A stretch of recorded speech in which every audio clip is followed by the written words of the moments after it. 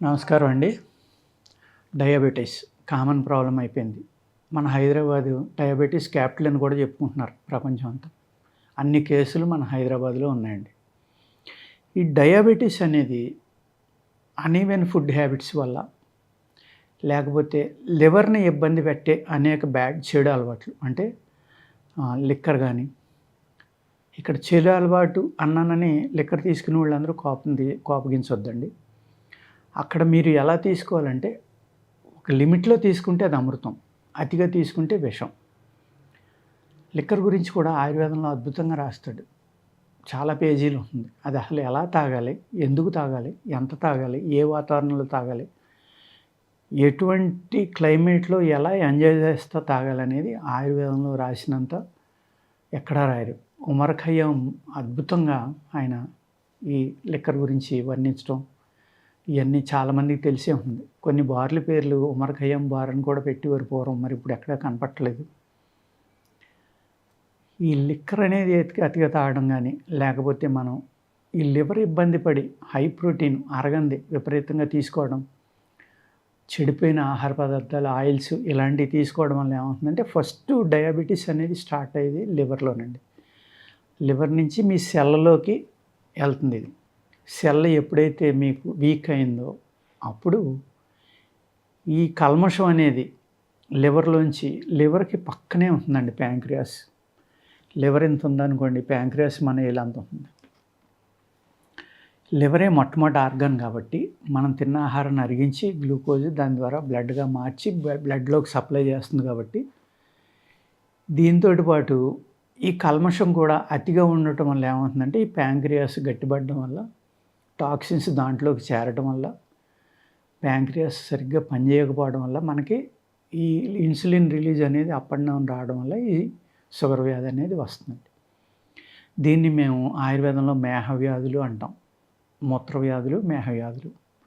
ఈ 18 నుంచి 20 వరకు ఉంటాయండి ఈ మేహ వ్యాధులు.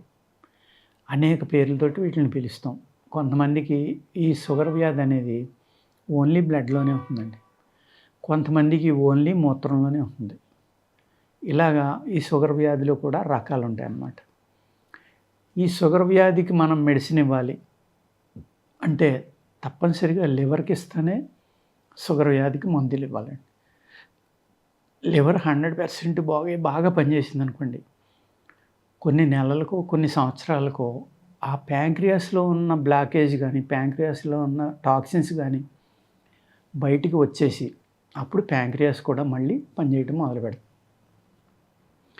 ఈ షుగరు ప్రారంభం అయిపోయి వచ్చేసిన తర్వాత మీ సెల్లో కూడా ఉండిపోతూ ఉంటుంది. అందుకు మీ ప్రతి అణువుని శుద్ధి చేయాలి, ప్యూరిఫికేషన్ చేయాలి.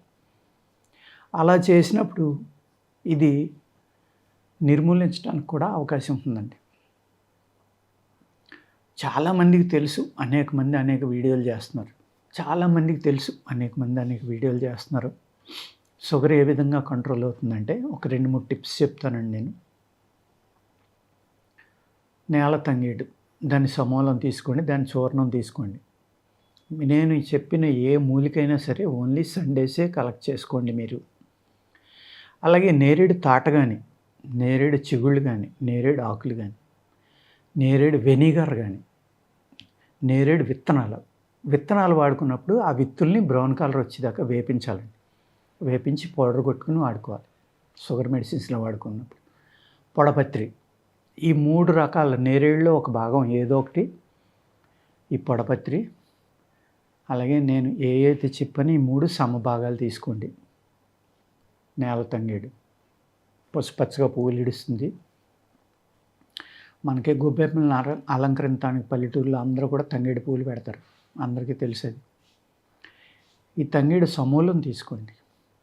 ఈ 3 కనుక కషాయం పెట్టుకుని ఒక టీలాగా, కావాలంటే కొద్దిగా పాలు వేసుకుని, ఇంకా తీపి లేకపోతే మేము కష్టం అనుకున్న వాళ్ళు కొద్దిగా తేనో బెల్లమో వేసుకోండి, కొద్దిగా వేసుకొని తీసుకోండి.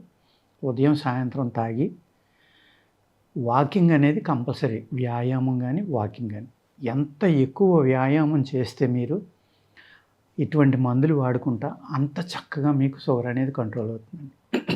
అదేవిధంగా కాకరకాయ రసం ఒక 30 గ్రాముల నుంచి 20-30 గ్రాములు మీ బాడీ వెయిట్‌ని బట్టి ఎర్లీ మార్నింగ్ కాకరకాయ రసం తాగారనుకోండి, తాగి వాకింగ్‌కి వెళ్ళాలి. అప్పుడు వాకింగ్‌కి వెళ్ళి వచ్చేదాకా ఎటువంటి ఆహారం తీసుకోకండి.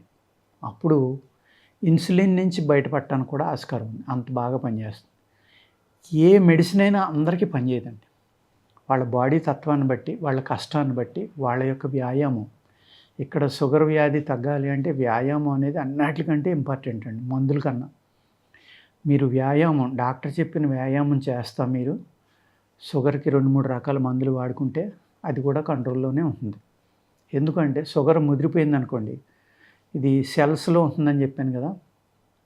ఈ సెల్స్ ద్వారా రేపొద్దుట మీ కిడ్నీకి కానీ, మీ లివర్‌కి కానీ, మీ గుండెకి కానీ, అలాగా మీ బ్రెయిను షుగర్ ఎక్కువైపోవడం వల్ల బ్రెయిన్‌లో సెల్స్ చనిపోయి చాలామందికి జ్ఞాపక శక్తి తగ్గిపోవడం, చాలా కోల్పోతారనమాట. అదేవిధంగా ఈ షుగర్ సెల్లో ఉండటం వల్ల ఏం చేస్తుందంటే, మన మజిల్‌లో ఉన్న సెల్స్ ఇవన్నీ వీక్ అయిపోవడం వల్ల మజిల్ లాస్ అవ్వడం, మజిల్ పెయిన్స్, ఫ్రోజన్ షోల్డర్స్, ఎముకల నొప్పులు ఇవన్నీ మొదలవుతాయి అన్నమాట. ఇది స్లో పాయిజన్ షుగర్ అనేది. చాలా జాగ్రత్త తీసుకోవాలండి.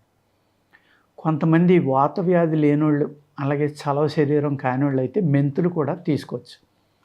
కొంతమందికి సైనస్, ఎలర్జీలు, ఆస్తమా ఉన్నవాళ్ళు కూడా షుగర్ ఉందని మెంతులు తాగారనుకోండి, మీకు ఎక్కువైపోతుంది అది. మెంతులు చలవ పదార్థం, చేదుగా ఉంటుంది కానీ చలవగా ఉంటాయి. అందుకే ఏం చేస్తారంటే, మెంతులు తీసుకునేవాళ్ళు వేడి శరీరాలు అయితే కనుక 1-2 చెంచాలు చక్కగా కడిగేసి వాటిని ఒక గ్లాసు నీళ్ళలో వేసుకుని పొద్దుటే నవలకుండా గిరగిరా తిప్పుకొని తాగండి. తాగేస్తే కూడా మీకు షుగర్ కంట్రోల్ అవ్వడానికి అవకాశం ఉంది. ఎన్ని పనులు చేసినా వ్యాయామం అనేది మట్టుకు మానొద్దండి. అది కంటిన్యూ చేస్తా మట్టుకి ఈ రకమైన మందులు వాడుకుంటా లివర్కి రిలాక్స్ ఇస్తా, లివర్ బాగుపడేలాగా, లివర్లో ఆకలి పెరిగేలాగా ఒక వాము ఉప్పు కానీ, మిరియాలు, వాము ఉప్పు ఇలాంటివి నూరుకుని మొదటి ముద్దలో చక్కగా కాస్త తీసుకోవడం, అలాగే మొదటి ముద్దలో తీసుకున్న తర్వాత పడుకునేటప్పుడు మళ్ళీ కొద్దిగా తేనె, పసుపు కలిపి మీ శరీర వేడి తత్వాన్ని బట్టి ఒక బఠానీ గింజ నుంచి ఒక 5-6 బఠానీ గింజల వరకు సైజు ఆ మాత్రం మింగేసి కనుక పడుకుంటే మీరు, అంటే పసుపు మంచి పసుపు తీసుకోండి, ఒరిజినల్ పసుపు. అందులో తేనె వేసుకుని పేస్ట్ లెక్క కలుపుకోండి. ఆ పేస్ట్ని మాత్రలు చేసుకోండి. బఠానీ సైజు 2-5 మాత్రలు మీకు పడింది అనుకోండి, 5 మాత్రలు, ఇంక మీకు ఏ జబ్బు లేకుండా తగ్గుతుంది. అంత బాగా పనిచేస్తుంది. అంచేత ఈ విధమైన రెమెడీస్ వాడుకుంటా వ్యాయామం చేస్తే షుగర్ కూడా కంట్రోల్లోకి వస్తుంది. ఓకేనమ్మా, నమస్కారం.